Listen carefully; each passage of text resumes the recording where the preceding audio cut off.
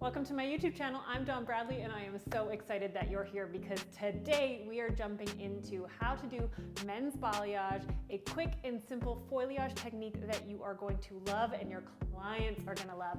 So today, who better for me to show you this technique than my amazing nephew, Kent. So I had him come into the salon. We had so much fun. You're gonna see here the befores and afters. Before and afters. He was such a good sport. I think it looks baller on him, but this is something that you can do on any of your male clients or any of your curly haired clients. It doesn't have to be gender specific, but I wanted to show you how to do this men's balayage, quick and simple foilayage that you can get your clients in and out and have banger results. So let's get right to it. All right, so here is the before. It had actually been over a year since I had done anything to Kent's hair. You can see some old highlights. We actually made his hair green last year. And here we go. There's the after there. You're gonna get even better. Well, you saw a little sneak peek of the after photos. So of course I started with Redken Flash Lift and my Neon Switch Foils by Framar because, come on. Is there anyone better at foils than Framar? Friggin' love it. My pintail comb, and let's get to it. So I started at the nape of his head. We were obviously chatting and having a good time, laughing. He's got so much hair, and I want to go parallel to that hairline. So you can see here, I'm slowing it down. I'm taking a weave. I want to have the hairline to be really soft. The thing about doing this foilayage technique for men's balayage is the last thing I want is for his hair to, oh, and I just cranked his head forward there. The last thing I want is for his hair to look false. And of course, I just want to jump in here and share a little bit more about the process. Of course, I made sure that I sat down with Kent and I did a custom consultation. Now, if you're new to my channel, you know custom consultations are kind of my thing. It doesn't matter how talented and skilled you are if you don't get the communication part right. So if you've ever had misunderstandings, clients come back for redos that aren't really redos, or people cancel last minute and not offer to pay, you're gonna wanna go check out my program, Rock Your Consultation, below. It is a game changer.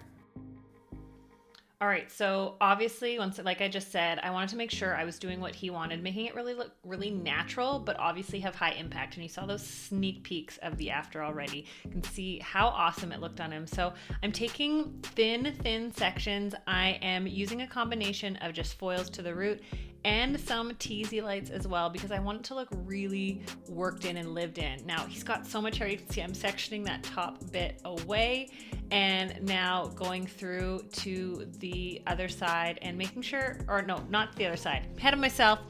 This is what happens with the commentary.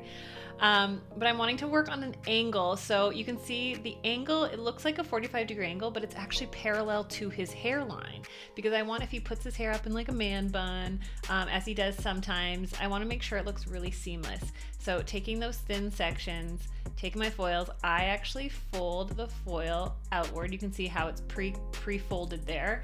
And so I pop it up, put my comb, wow, really struggling to talk today. There, that's why I folded outward. You saw I just did a little sneak peek to make sure it doesn't bleed out the other end. Fun fact, I will be honest with you, there was no bleed marks here. It happens to us all at sometimes. It's good to always just double check. So fully saturating his hair. You can see I did a little, if you can notice, I did a little bit of a pre-cut before we started, making sure to get some of those dead ends off. But I'm really saturating, feathering it up at the top there. You can see it'll go right up to the root, folding it up, anchoring it in so that it stays, and voila. Now here I am still working on that angle and going really thin sections. I'm gonna speed it up here because you kind of got the gist of this part. I'm gonna speed it up through this section so that I can tell you a little bit more about how we worked at the sections as we get farther in. Because the last thing I want is for you to miss out on the things that really make this impactful and make this color what it is. So make sure you watch through as much as you can fully, and then I'll get to the good part about how to do the crown and around the face that you're not gonna believe, and is gonna make such a big difference in your foilages, whether it's on a man or long hair, curly hair, whatever. This is going to be such a big difference. So watch this through, and then I'll see you at the next section. I just want to let you know too that I'm going to be showing you toners and haircut on Kent at the end of this video, so make sure to stay for that because his haircut is a really big part of this look. So I don't want you to miss that at all. That's at the end, so watch this all the way through and you're gonna love how this turns out. So you can see here, I went over to the other side and did the same thing along that hairline. Parallel to the hairline, looks like a 45-degree angle, but really it's parallel to the hairline. So when he pulls it up, there's no stripy bits. Taking those fine sections, back combing, arms getting in the way. Jeepers, Dawn, trying to video this yourself with a tripod. Folding it over. Oh yeah, you want to see my tattoo? We've got it right front and center there for you if you want to see it. So getting that lightener on there, Redken flash lift with 20 vol. I forgot to tell you guys that. Actually, I started with 10 vol in the back here, and then as I moved forward, I went to 20 vol. So it's 10 vol. I know I'm gonna get those questions in the comments, so totally forgot to tell you, 20 vol right there. Working my way up, so you can see it's kind of perpendicular to the other side, but it's just really parallel, whipping out all these grade 5 math words, parallel to the hairline and working my way in. I like to use slices because I get higher impact, and as long as you do fine thin slices, they look very similar to a weave and you get more coverage on the ends. So there you go. I'm going to speed this up so you can see how this section goes. We're doing a no nonsense YouTube video. Let's get straight to the deets. Let's not wait this out. Oh, you can see there I'm blending, and I just want to get you the most. I filmed like the whole entire head of this, and I don't want to make this, I could make this like an hour-long video. I don't want that for you. I don't think you want that. And so if you want, you can change the playback speed while you watch this, but I'm going to speed this up so you can see how this section goes.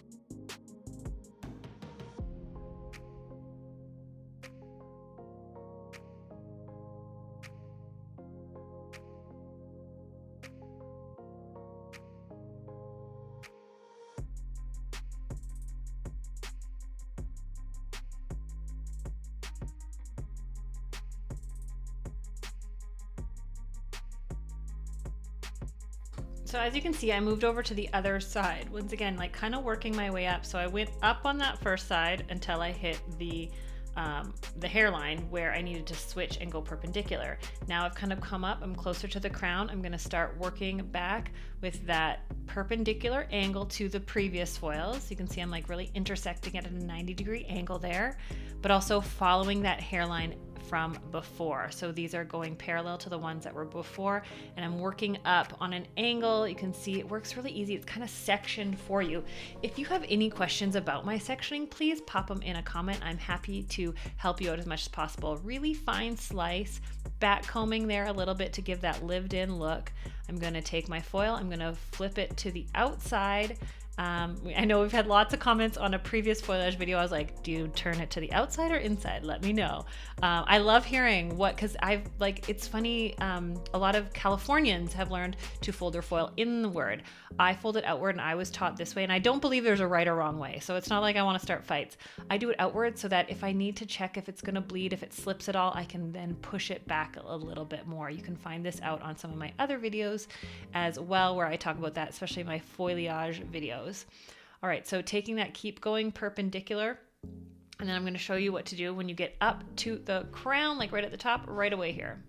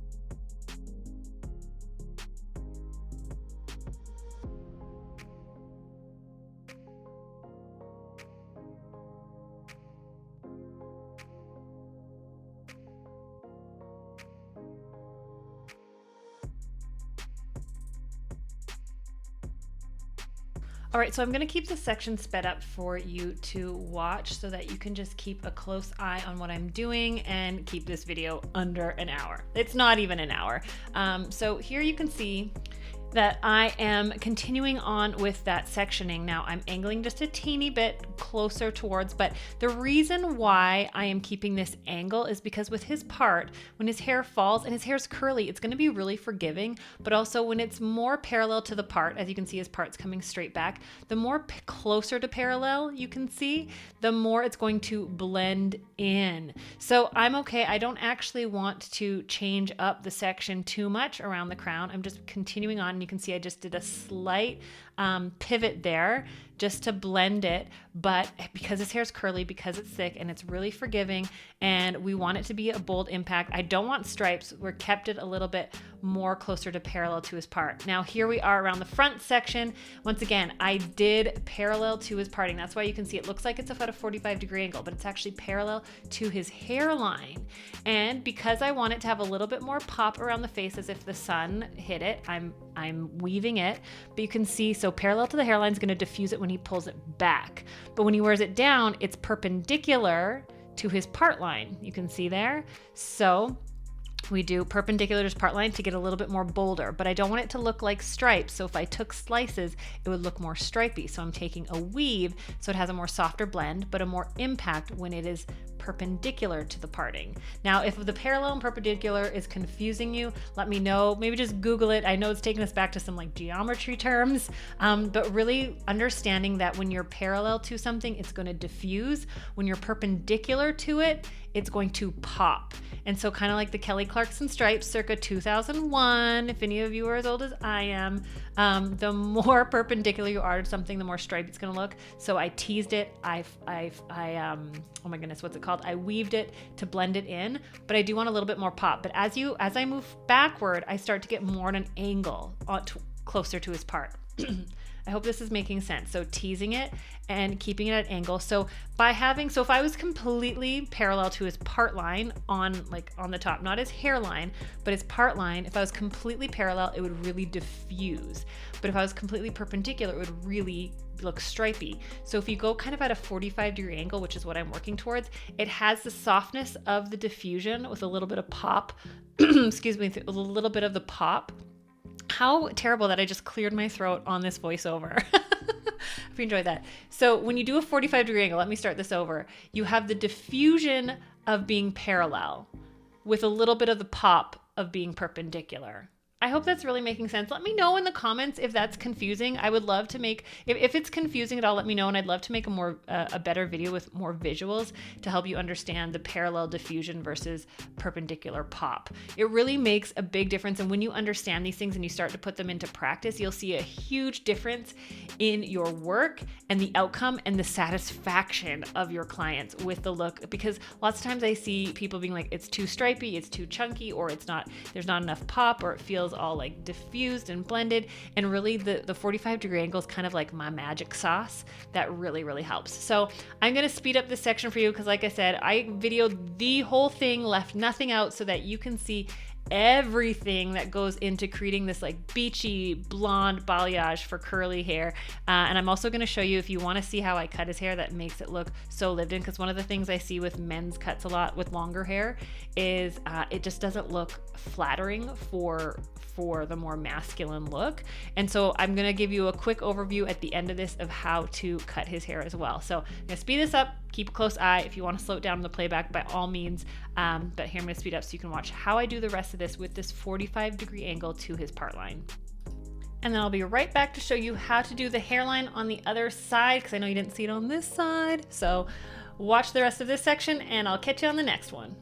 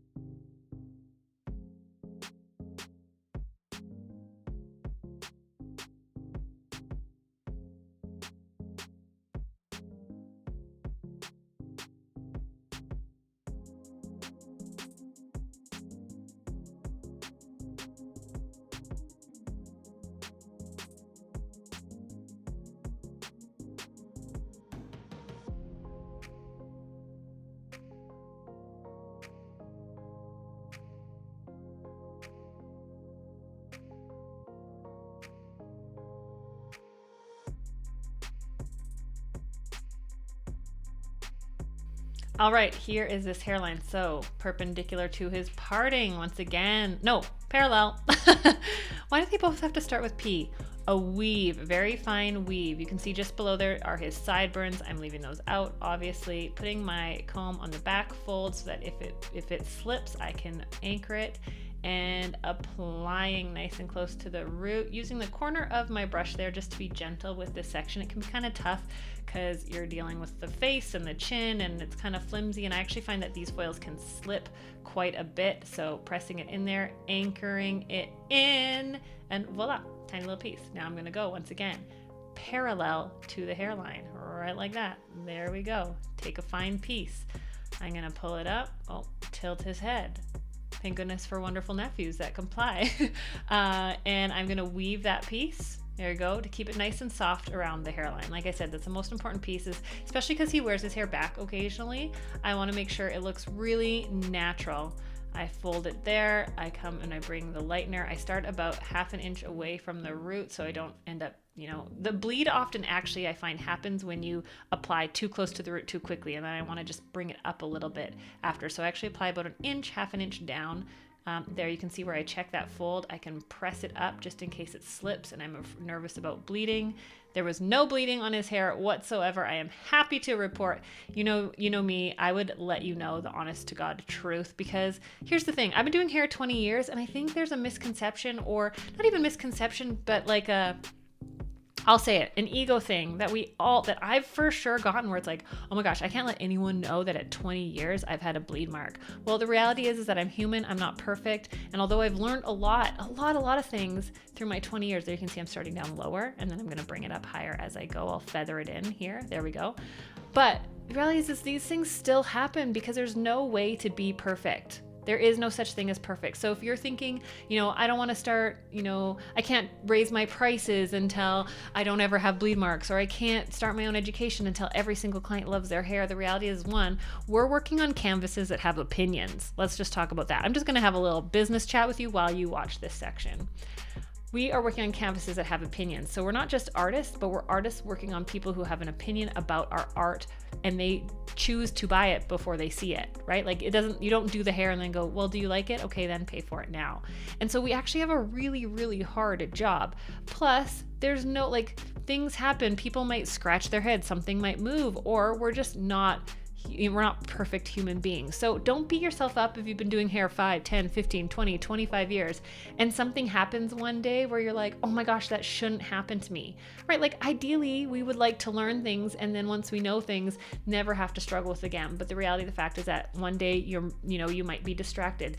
We have a freaking pandemic going on, right? Like we are human beings that go through emotional things, that go through trials, and we also just can't, there's no way to be perfect. So I want you to stop being so hard on yourself all the freaking time. Ease up, give yourself room to be human, and just be able to grow with it and go with it. I used to be so embarrassed to tell a client about a bleed mark, like, oh my gosh, I can't let them know, especially because I've been doing hair this long. This would be more acceptable in the beginning, although in the beginning I didn't want to tell them because I didn't want them to think I was incompetent. Now I'm just like, oh, there's a little mark here that I need to fix.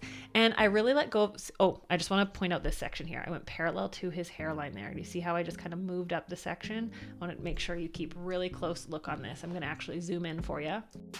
There, taking a nice soft weave. I know I'm changing gears of what I was talking about, and I was getting on a real excited place there.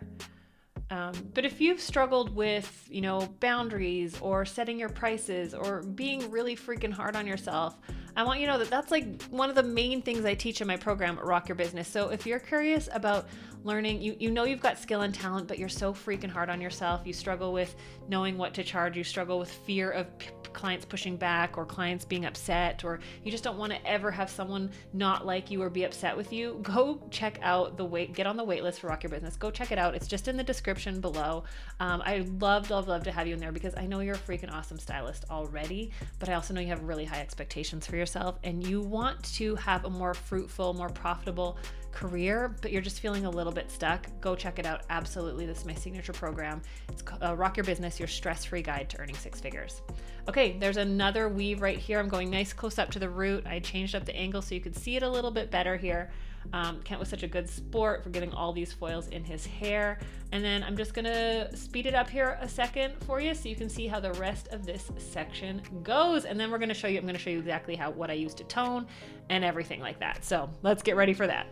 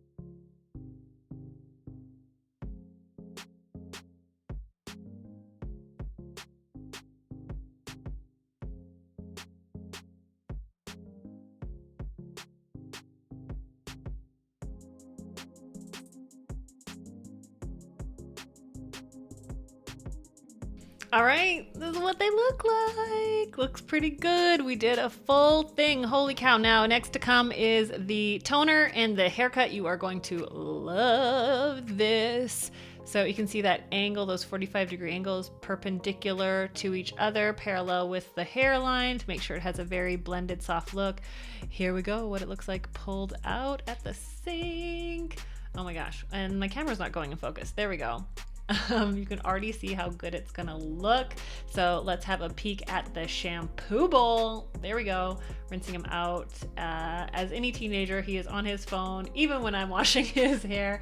And just wait till you see this look. Holy cow. Look at that lift. Oh my goodness. So remember I used 10 vol in the back, and then when I went to the front section around his face, I used 20 vol so that the 10 could move low and slow and the 20 could stay on. He processed for approximately 35 minutes and dang, like wait, I'm just gonna show you. Look at this. Wow. Oh yeah. Yep. That is some good lift, Kent.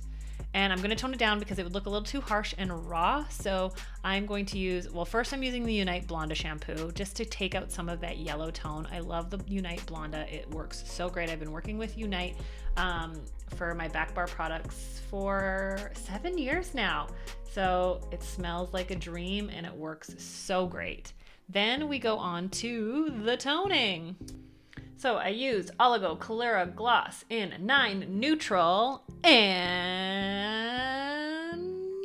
hold your horses, 9 AI. I wanted that really soft natural look. I wanted to get a little bit of the brassiness out, so I'm using my salon scale there to measure it, and here we go.